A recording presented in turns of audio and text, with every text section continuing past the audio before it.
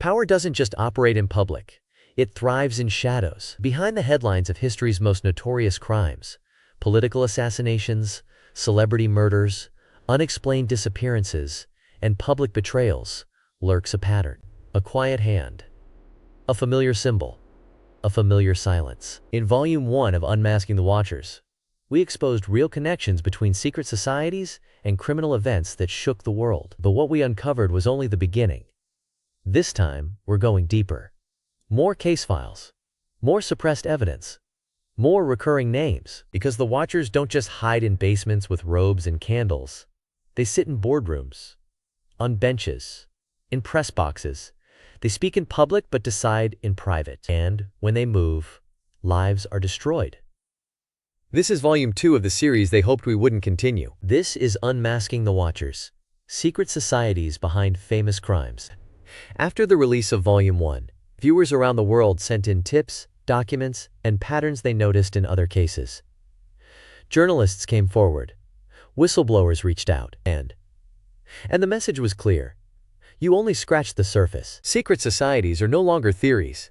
They're acknowledged institutions. Skull and Bones, Freemasonry, Bohemian Grove, the Bilderberg Group, and their symbols, rituals, and members continue to appear in unsolved murders, suspicious suicides, and judicial irregularities. Volume 2 isn't a rehash. It's a revelation. On July 15, 1997, Gianni Versace, global fashion icon, was gunned down on the steps of his Miami mansion by Andrew Cunanan. The media told us it was a spree killing, a mentally unstable man obsessed with fame. But there were signs too many to ignore. Versace's death bore marks of ritualistic execution.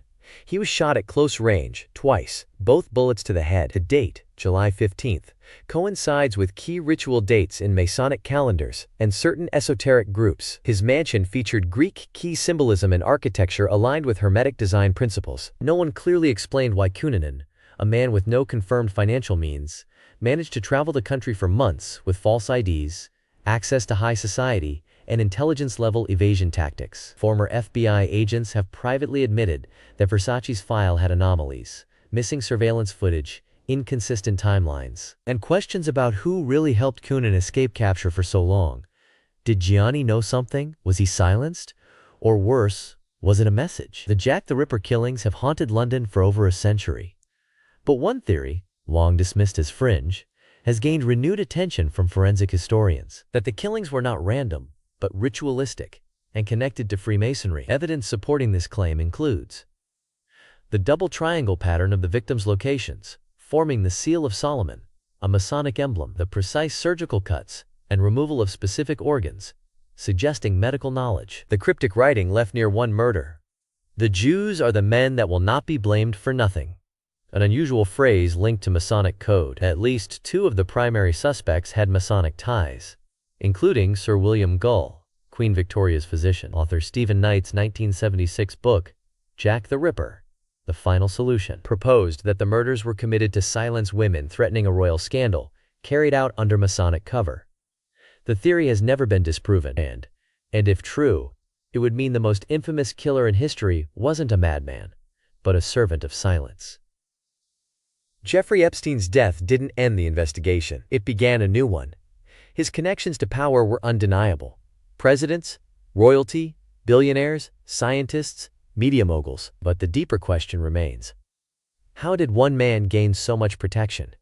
Insider reports and survivor testimony suggest that Epstein's compound wasn't just a private playground. It was a blackmail operation, a ritualized machine used to compromise, recruit, and control. The architectural symbolism on his island is undeniable.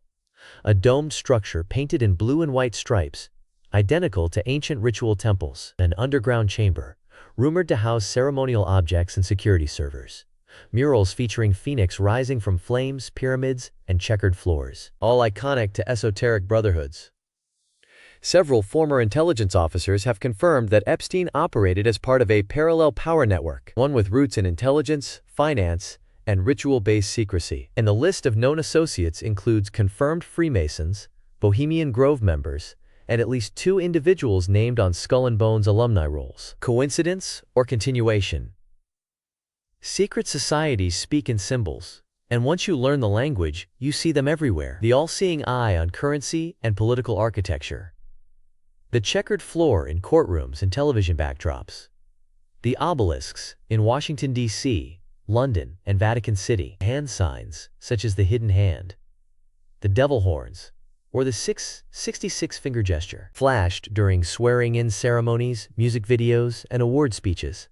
High-profile arrests are often surrounded by odd ceremonial timing. Consider major indictments dropped on equinoxes or solstices.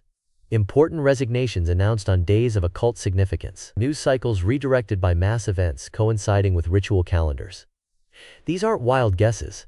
They're documented alignments. If you're not watching for them, you miss them.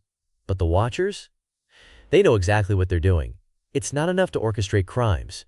You must also control the outcome. And that means having influence in police departments, coroner offices, judges' chambers, district attorney offices. Across decades, there have been documented cases of Masonic influence in trial verdicts, early releases, and suppressed evidence. In one British case, a murder trial collapsed when it was revealed that the presiding judge, the investigating officer, and a key witness were all members of the same Masonic lodge. In the U.S., former LAPD detective Michael Ruppert alleged that the judicial system was contaminated by closed fraternities, capable of redirecting investigations away from high-ranking individuals. And let's not forget the many mysterious suicides that happened just before testimony is scheduled. Epstein, McAfee, and others whose cases go cold overnight. In every Watcher-connected case, justice arrives late, or not at all. When the powerful investigate the powerful, truth becomes a casualty. Grand juries are sealed. Key witnesses disappear. Autopsy reports are inconclusive. Evidence gets lost or mislabeled. The public sees a headline, a courtroom sketch, a sentence that never sticks. But behind the scenes, the Watchers close ranks. Many journalists and whistleblowers attempting to expose these patterns find themselves blacklisted, sued into silence, discredited through orchestrated personal attacks, or, in the most tragic cases, found dead under suspicious circumstances. What we're watching isn't just corruption, it's ritualized impunity. August 31st, 1997. Princess Diana dies in a car crash in a Paris tunnel. The world mourns, but the circumstances of her death, and the symbolism surrounding it, have led many to believe she wasn't just a victim of paparazzi, but of a ritual sacrifice. The location. The crash occurred in the Pont de l'Alma tunnel, once a sacred site for pagan goddess worship. The date, numerologically linked to multiple ritualistic calendars. The driver, Henri Paul, who had connections to French intelligence, was allegedly under surveillance and may have been manipulated or misled. The aftermath. CCTV cameras malfunctioned. Autopsy samples were delayed. Witnesses reported a bright flash before the crash, possibly a known military tactic for disorientation. And Diana herself? She'd predicted her death in letters. "They are planning an accident in my car." To this day, many believe Diana threatened the monarchy's secrets and was removed with symbolic precision. Not an accident, a message. The Watchers don't just deal in blood. They deal in debt. Numerous financial crashes show signs of engineered failure, including the 2008 housing collapse, which transferred trillions to elite financial institutions while middle-class wealth evaporated. Sudden deaths of cryptocurrency pioneers who spoke of decentralizing power. Repeated IMF policy decisions benefiting nations aligned with Bilderberg and Davos agendas. In nearly every case, crisis benefits those with advance notice. Patterns include sudden resignations of CEOs just before crashes, shifting gold reserves under routine audits, rapid censorship of whistleblowers, such as financial analyst Brock West, who exposed currency manipulation and later disappeared. They control not just crime, but consequence. The Watchers are not omnipotent, but they are persistent, coordinated, ritualized. They don't just commit crimes, they synchronize them. They don't just escape justice. They design the system to ensure it. What do they want? Influence without transparency. Power without accountability. Sacrifice without blame. And above all, they want silence. Because truth, to them, is chaos. It destroys their rituals, weakens their grip, awakens the public. And that's why you're here, watching, listening. Listening. Listening. Because when the watchers are unmasked, they lose control. They said it was random. They said it was personal. They said it was chaos, but it wasn't. It was orchestrated, symbolic, protected.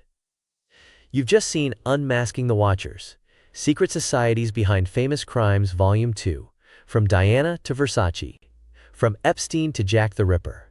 The symbols repeat. The patterns return. The silence deepens. Break that silence. Share this video. Spread the truth. Subscribe to Curell Case Files. Because shadows grow stronger when no one looks. We're looking.